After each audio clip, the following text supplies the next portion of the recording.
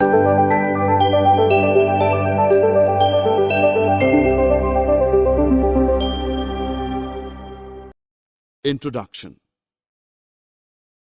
I have to make a project on our family, but I'm confused. Where should I start from? Don't worry, I'll help you in completion of your project. Thank you. Dear friends, will you join me in making this project?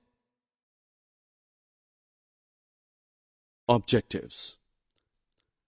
At the end of this course, you will be able to describe a family, understand the importance of a family, learn about nuclear, large, and joint family, and be able to differentiate among them.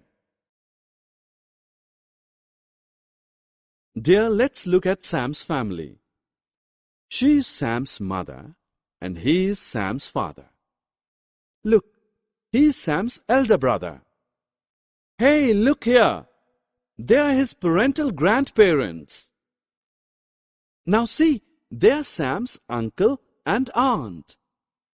And they are his maternal grandparents. Sam lives with his mother, father, and elder brother. You know, this is an example of a nuclear family. Now look at this family chart. What do you notice?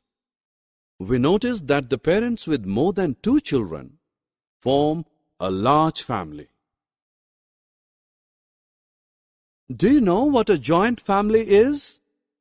In a joint family, grandparents, uncles, aunts, and cousins all live together with the parents and children of a nuclear family.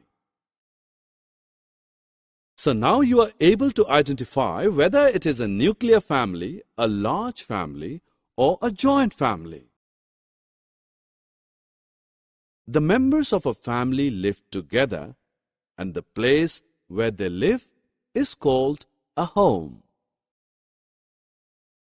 Members of a family help each other. You know, they work, live, and have fun together.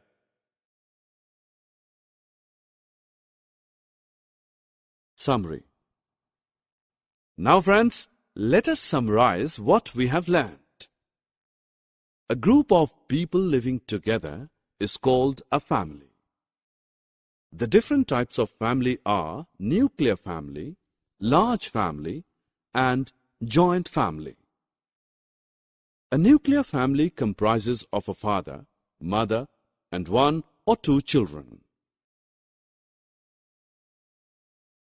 A large family comprises of a father, mother, and more than 2 children. A joint family comprises of grandparents, uncle, aunt, and cousins living together with the nuclear family.